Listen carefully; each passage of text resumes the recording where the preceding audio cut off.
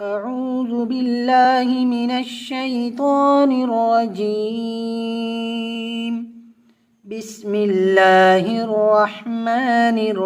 الرحيم. ويقول الإنسان أإذا ما مت لسوف أخرج حيا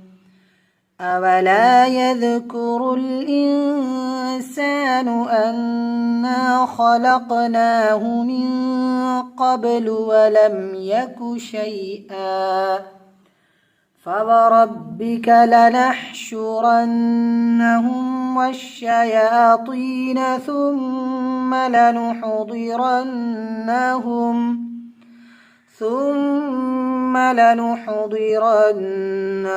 حول جهنم جثيا ثم لننزعن من كل شيعة أيهم أشد على الرحمن عتيا ثم لنحن أعلم بالذين هم أولى بها صليا وإن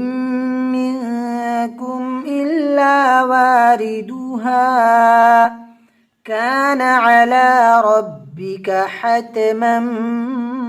مقضيا ثم ننجي الذين اتقوا ونذر الظالمين فيها جثيا وإذا تتلى عليهم آياتنا بينات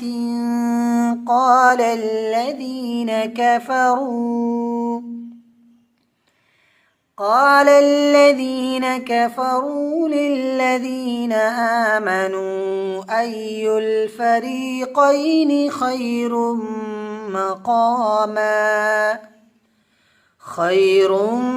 مقاما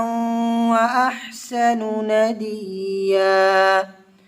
وكم أهلكنا قبلهم من قرن هم أحسن أثاثا ورئيا قل من كان في الضلالة فليمدد له الرحمن مدا حتى إذا رأوا ما يوعدون إما العذاب وإما الساعة فسيعلمون من هو شر مكانا وأضعف جندا ويزيد الله الذين اهتدوا هدى والباقيات الصالحات خير عند ربك ثوابا وخير مردا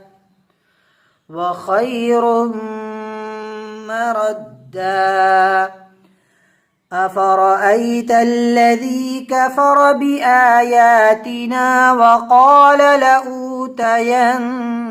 مالا وولدا أطلع الغيب أم اتخذ عند الرحمن عهدا كلا سنكتب ما يقول ونمد له من العذاب مدا ونرثه ما يقول ويأتينا فردا واتخذوا من